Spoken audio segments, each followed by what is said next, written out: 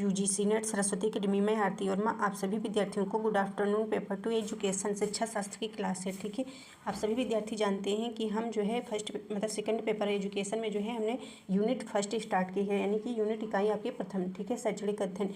तो शैक्षणिक अध्ययन के अंतर्गत हमने आपको 3 अध्याय आपको पढ़ा दिए थे, ये 4th अध्याय है। ठीक है, तो आप सभी विद्यार्थी जानते हैं समाजीकरण। ठीक है, 4th अध्याय में आपको पढ़ना है समाजीकरण तथा शिक्षा। ठीक है, तो इसके अंतर्गत आपको पढ़ना है, क्या क्या पढ़ना है जो है टॉपिक के अंतर्गत। ठीक है, तो जिसमें आपको पढ़ना है शिक्षा एवं समाजीकरण में संबंध, शिक्षा और संस्कृत। ठीक है, और फिर इसके बाद जो है अगला पॉइंट आता है सामाजिक परिवर्तन। ठीक है, तो आपका अध्याय जो है 4th है समाजीकरण तथा शिक्षा, जिसमें ये आपको इतना सिलेबस आपको ये कवर करना है। ठीक है, मतलब टॉपिक। ठीक है, फिर आपका 3rd आता है विचारकों तथा शैक्षिक विकास में योगदान। ठीक है, तो आज हम आप सभी विद्यार्थियों को जो है यही पढ़ाएंगे। ठीक है, विचारकों का शैक्षिक जो है विकास में योगदान। ठीक है, यानी थिंकर्स पढ़ाएंगे। ठीक है, और 4 जो है भारतीय संविधान में जो है प्रतिष्ठापित, ठीक है, राष्ट्रीय मूल्य, ये पढ़ना है आपको, संविधान के आदर्श। ठीक है, तो आपके सिलेबस में ये है इतना टॉपिक। ठीक है, मतलब अध्याय के अंतर्गत इस। ठीक है, तो यहाँ पे आप देख सकते हैं, यहाँ पे फिर हम आपको आज यही पढ़ाएंगे, मतलब ये 3 पॉइंट का जो है विचारकों का शैक्षिक विकास में योगदान,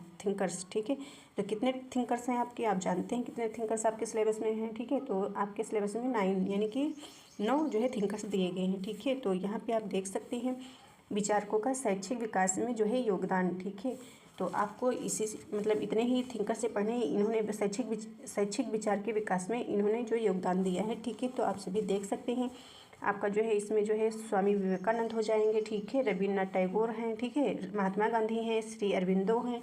ठीक है, और आपके जो है जे कृष्णमूर्ति हैं। ठीक है, इसके बाद जो है आता है पाउलो फ्रेरे। ठीक है, पाउलो फ्रेरे हैं, और फिर इसके बाद जो है मैरी wollstonecraft। ठीक है, इसके बाद आपके आते हैं नेल नोडिंग्स, और 9 नंबर पे सावित्रीबाई फुले। यानी कि आपको ये सारे जो है थिंकर्स पढ़ने हैं। ठीक है, तो कुछ थिंकर्स हम आज आपको पढ़ाएंगे। ठीक है, और बाकी अदर अगली क्लास में पढ़ाएंगे। ठीक है, तो यहाँ पे देख सकते हैं ये जो आपके थिंकर्स दिए गए हैं, ये लेडी थिंकर्स हैं, औरतें हैं। ठीक है, मतलब लेडीज थिंकर्स बोले गए हैं, मतलब हैं। ठीक है, तो आप देख सकते हैं। और आपको याद कैसे करना है, याद करने के लिए ट्रिक बता दें। ठीक है, कैसे आपको याद करना है, आपको नाम भी पता होने चाहिए। ठीक है, ये आपके मिलान में भी पूछे जाते हैं और क्रम वाइज भी पूछे जाते हैं।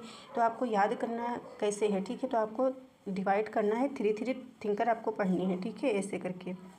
ठीक है, तो पहले आपको जो है 3 थिंकर्स पढ़ने, स्वामी विवेकानंद, और इसको रविन्द्रनाथ टैगोर, और फिर महात्मा गांधी। इसी प्रकार से 3 भागों में डिवाइड कर लेना है, फिर आपको याद करना है। ठीक है, आपको पता होना चाहिए। इसके बाद आपको स्टार्ट करती हूँ। ठीक है, यहाँ पे तो आप सभी विद्यार्थी देख सकते हैं। ठीक है, यहाँ पे देख सकते हैं। ठीक है, स्वामी विवेकानंद। ठीक है, हमने पहले थिंकर्स को लिया है, स्वामी विवेकानंद जी को। ठीक है, तो आप सभी विद्यार्थी जान सकते हैं इनका जन्म जो है कब हुआ। ठीक है, 1863 और 1902 में। ठीक है, तो आप सभी विद्यार्थी को पता होना चाहिए। इसके बाद जो है आपका जो है इनका परिचय देखना है। ठीक है, और ठीक है, तो यहाँ पे देख सकते हैं स्वामी विवेकानंद जी का जो है जन्म 12 जनवरी 1863 कलकत्ता में हुआ था। ठीक है, इसके बाद जो है मृत्यु इनकी 4 जुलाई 1902 में हुई। ठीक है, तो ये जो है मृत्यु हमने पॉइंट पहले रख दिए, इसको हमको लास्ट में रखना चाहिए था। ठीक है, और फिर बचपन का नाम जो है, बचपन का नाम नारेंद्र दत्त था, यानी कि आपको पता होना चाहिए स्वामी विवेकानंद का जन्म जो है कब हुआ। ठीक है, इसके बाद जो है बचपन का नाम क्या था, नारेंद्र दत्त था। ठीक है, पिता का नाम क्या था, विश्वनाथ दत्त, कलकत्ता उच्च न्यायालय के जो है न्यायालय में सुसंपन्न एवं प्रतिष्ठित वकील थे, यानी कि विश्वनाथ दत्त नाम था। ठीक, और माता का क्या नाम था, माता का भुवनेश्वरी। ठीक है, भुवनेश्वरी देवी था। ठीक है, जो विदुषी महिला थी। उनके गुरु कौन थे, आपको याद होना चाहिए कि स्वामी विवेकानंद जी के जो है गुरु कौन थे। ठीक है, जिससे मिलान में आ जाए आपको। ठीक है, तो आपको याद हो। ठीक है, रामकृष्ण परमहंस। ठीक है, याद रखना है आपको। और शिक्षा इन्होंने BA ग्रेजुएशन किया। ठीक है, और फिर इसके बाद संस्थापक यानी कि रामकृष्ण मिशन, ठीक है, इसकी स्थापना की। ठीक है, और फिलोसफी, ठीक है, आधुनिक वेदांत और राजयोग। ठीक है, साहित्य कार्य इन्होंने जो है दिए, जो काम किए। ठीक है, राजयोग हो गया, कर्मयोग हो गया, भक्ति योग हो गया, मेरे गुरु। ठीक है, कथन, इनका एक कथन बहुत लोकप्रिय है, तो आप सभी जानते हैं कि ये कथन आप सभी विद्यार्थियों ने सुना होगा। ठीक है, उठो जागो और तब तक नहीं रुको जब तक लक्ष्य प्राप्त ना हो जाए। तो आप सभी विद्यार्थियों ने, आप जानते हैं कि आपने नेट पेपर जो है आपने सोचा है कि हमको नेट करना है, मतलब असिस्टेंट प्रोफेसर बनना है, ठीक है। तो आपको तब तक नहीं रुकना है कि जब तक आपको लक्ष्य प्राप्त ना हो जाए, ठीक है। मतलब आप जब तक आपका नेट ना क्वालिफाई हो जाए, ठीक है, इसके बाद आपको इसी हिसाब से आपने नेट की मतलब नेट सोचा है कि हमको नेट देना है, मतलब प्रोफेसर बनना है, ठीक है। तो आपको नेट क्वालिफाई ही करना है। कभी ये मत सोचिएगा कि हमने नेट क्वालिफाई 1 साल में करना है, 2 साल में या 1 महीने में, ठीक है। सबके जो है परिस्थिति अलग होती है, सब अपने अपने हिसाब से पढ़ाई करते हैं, अपने अपने हिसाब से आगे बढ़ते हैं, ठीक है। तो कभी हार मत मानना है, किसी भी परिस्थिति में हो हार मत मानिएगा और अपनी पढ़ाई जारी रखिएगा। एक बात हमेशा याद रखना कि आपको पढ़ना है तो पढ़ना है, कुछ भी हो जाए ज़िंदगी में, ठीक है। आपकी कितनी भी हालात आपके ख़राब हों या आपकी पढ़ाई रुक गई हो, तो उसको रुक गई है 1 महीने के लिए रुक गई है ना, तो कोई बात नहीं, फिर भी आपको पढ़ते जाना है। 1 महीने नहीं पढ़ना है, उसके बाद फिर से स्टार्ट करना है, ठीक है। जब आप लगातार प्रयास करते रहेंगे तो आप ज़रूर एक दिन सफल होंगे, ठीक है। तो इसी प्रकार से आपको पढ़ते रहना है। इन्हीं का कथन है स्वामी विवेकानंद जी का, ठीक है। तो आप जानते हैं, उठो जागो और तब तक नहीं रुको जब तक लक्ष्य प्राप्त ना हो जाए, ठीक है। और फिर इसके बाद आपको रवीन्द्रनाथ टैगोर आपके आते हैं, ठीक है, थिंकर्स। तो यहाँ पे आप देख सकते हैं, ठीक है। तो रवीन्द्रनाथ टैगोर का जन्म आप देख लीजिए कब हुआ, ठीक है। फिर इसमें बताया गया आपको रवीन्द्रनाथ टैगोर के बारे में आपको पढ़ना है। तो इसमें जो है गुरुदेव रवीन्द्रनाथ टैगोर का जन्म जो है 6 मई 1861 के कलकत्ता में हुआ था, ठीक है। पिता कौन थे? पिता इनके महर्षि देवेंद्र नाथ टैगोर थे, धर्म एवं समाज सुधारक थे, ठीक है। महर्षि रविन्द्र जो है नाथ टैगोर जो इनके पिता थे वे धर्म और समाज सुधारक थे, ठीक है। माता कौन थी इनकी? ठीक है, माता श्रीमती जो है शारदा देवी थी, ठीक है। पत्नी कौन थी? श्रीमती मृणालिनी देवी थी, ठीक है। भाषा शैली बंगाल अंग्रेजी निबंधात्मक शैली थी। शिक्षा बैरिस्टर वकील, ठीक है। पुरस्कार गीतांजलि, ये गीतांजलि है, ठीक है। गीतांजलि के लिए नोबेल पुरस्कार इनको मिला था 1913 में, ठीक है।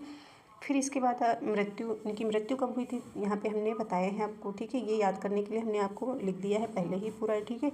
मृत्यु 7 अगस्त 1941 में। और प्रमुख रचनाएं इनकी कौन कौन सी हैं, मतलब जो आपके पेपर में पूछा जाता है वही हम इम्पोर्टेंट ही जो है इसमें हमने रखा है, ठीक है। टॉपिक मतलब जो है, ठीक है, पॉइंट उठाए हैं, ठीक है। फिर इसके बाद आप देख सकते हैं गीतांजलि, ठीक है, विश्व भारती विश्वविद्यालय शांति निकेतन। फिर कहानी के अंतर्गत काबुली वाला, ठीक है, जिसे आ जाएगा मिलान में कि काबुली वाला एक कहानी है या काव्य है या उपन्यास है, ठीक है। तो काबुली वाला जो है कहानी है, ठीक है। इसी प्रकार से घर वापसी है, द बेबी है, ठीक है, और माई लाड हो गया, ठीक है। इसी प्रकार काव्य के अंतर्गत कौन सी रचनाएं आपकी आती हैं, ठीक है। गीतांजलि बांग्लादेश का राष्ट्रीय गान, ठीक है। ये बांग्लादेश का राष्ट्रीय गान जिसका नाम है अमार सुनार बंगाला, ठीक है। बांग्ला इसको कह सकते हैं, बंगाला नहीं, सॉरी। और फिर भारत का राष्ट्रीय गान लिखा, ठीक है, यानी कि रवीन्द्रनाथ टैगोर जी जो है इन्होंने राष्ट्रीय गान जो लिखा है आप सभी जानते हैं कि जनगण मन अधिनायक, ठीक है। तो आप सभी विद्यार्थियों को पता ही होगा। और फिर उपन्यास आता है गोरा, ठीक है, एक नाव दुर्घटना है, ठीक है, और एक जो है the home and the world है, ठीक है। फिर इसके बाद जो है इसके बाद आप देख सकते हैं यहाँ पे आत्मजीवन चरित्र।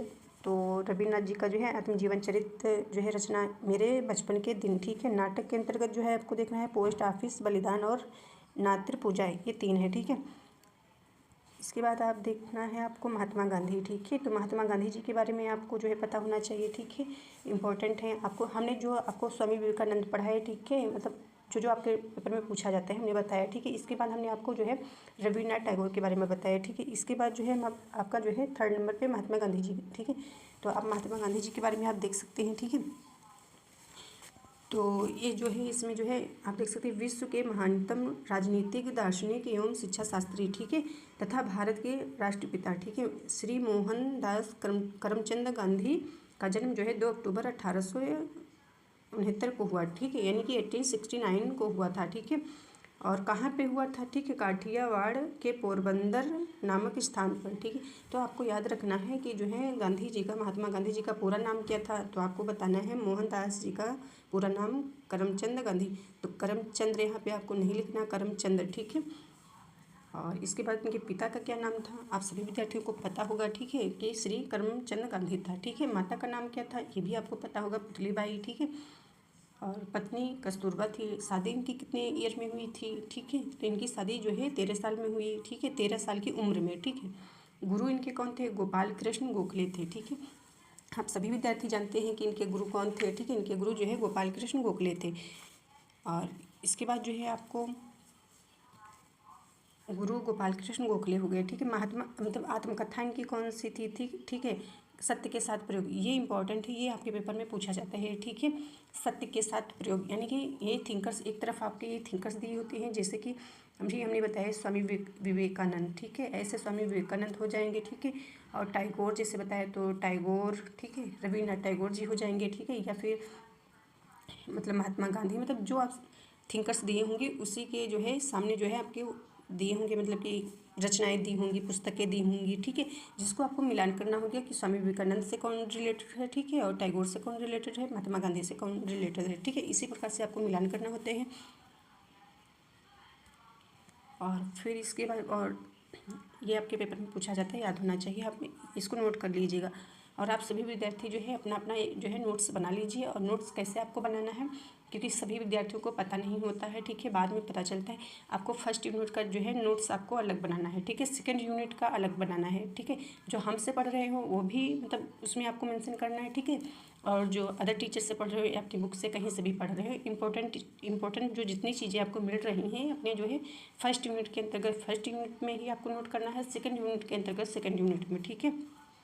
इसी प्रकार से आपको जो है इनकी मृत्यु भी हमने आपको यहाँ पे मेंशन किया, ठीक है। तो आप देख सकते हैं 30 जनवरी 1948, ठीक है, ईस्वी में हुई और मृत्यु हुई, ठीक है। इनको जो है नाथूराम गोडसे नामक व्यक्ति, यानी कि एक व्यक्ति थे जो है नाथूराम गोडसे, इन्होंने जो है गोली मारकर इनकी हत्या कर दी थी, ठीक है। तो आपको यहाँ पे जैसे महात्मा गांधी दिया गया है, ठीक है, हमने लिखा, ठीक है। तो यहाँ पे जन्मतिथि हमने इनकी लिख दी है कि 1969, ठीक है।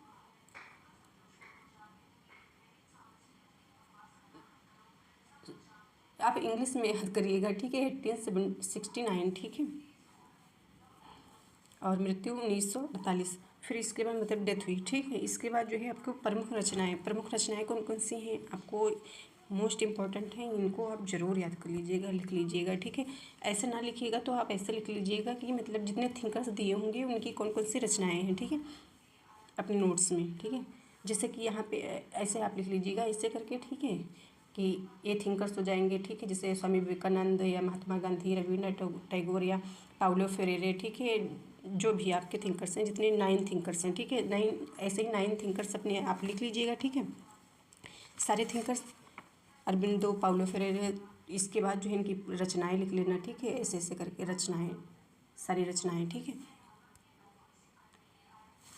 तो यहाँ पे देख सकते हैं प्रमुख रचनाएं, ठीक है, सत्य के साथ प्रयोग, ठीक है, ये आत्मकथा है, ठीक है। हिंद स्वराज हो गया, ठीक है। इसके बाद सर्वोदय हो गया, हरिजन पत्रिका हो गई, ये भी आपकी पूछी जाती है।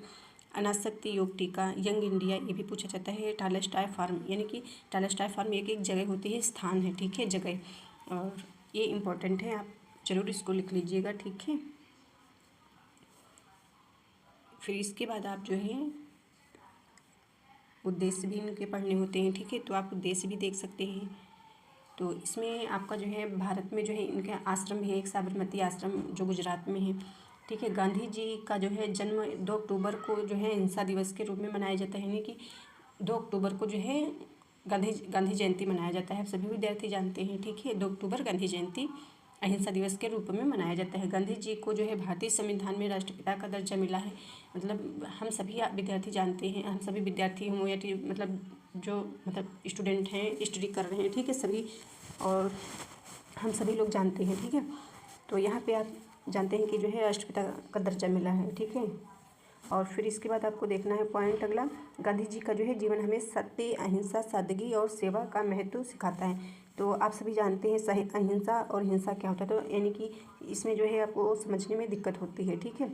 तो अहिंसा का मतलब लड़ाई झगड़ा मारपीट जो होता है ना, वो होता है। अहिंसा मतलब शांति स्वरूप जो है फैसले हो जाएं, ठीक है, लड़ाई झगड़ा ना हो, मारपीट ना हो, युद्ध ना हो, ठीक है, ये है आपका अहिंसा, ठीक है। फिर इसके बाद आपको उद्देश्य देखने हैं, गांधी जी के जो है उद्देश्य, ठीक है। इसी प्रकार से आपके रविन्द्रनाथ टैगोर के उद्देश्य थे, ठीक है। तो रविन्द्रनाथ टैगोर के हमने उद्देश्य नहीं आपको बताए, तो आप देख लीजिए, सुन लीजिए, ठीक है। मैं इसमें हमने नोट्स में नहीं लिखा है, हम आपको ऐसे ही बता दे रहे हैं, ठीक है। रविन्द्रनाथ टैगोर के अंतर्गत जो है आपका मतलब उद्देश्य जो थे उसमें थे शारीरिक जो है विकास, ठीक है, एक शारीरिक विकास था, ठीक है। यहाँ पे शारीरिक विकास था, ठीक है, आप उसमें देख सकते थे शारीरिक विकास, ठीक है। एक शारीरिक विकास, रविन्द्रनाथ टैगोर ने शारीरिक विकास पर जो है बल दिया था, ठीक है। शिक्षा के लिए स्वस्थ शरीर जो होता है वो जो है महत्वपूर्ण मानते थे कि आपका शरीर स्वस्थ होना चाहिए, ठीक है। और एक बौद्धिक विकास पर जोर दिया था, ठीक है, एक बौद्धिक विकास पर जो है जोर दिया था, ठीक है। रविन्द्रनाथ टैगोर जो है बौद्धिक विकास पर जोर दिया, यानी कि शारीरिक विकास के साथ साथ जो है मानसिक विकास पर जोर दिया था, ठीक है, बौद्धिक विकास पर। और एक आपका था सामाजिक विकास पर जो है जोर दिया था, ठीक है। और नैतिक और आध्यात्मिक विकास पर जो है उन्होंने उद्देश्य दिया, ठीक है। फिर इसके बाद आप यहाँ पे देख सकते हैं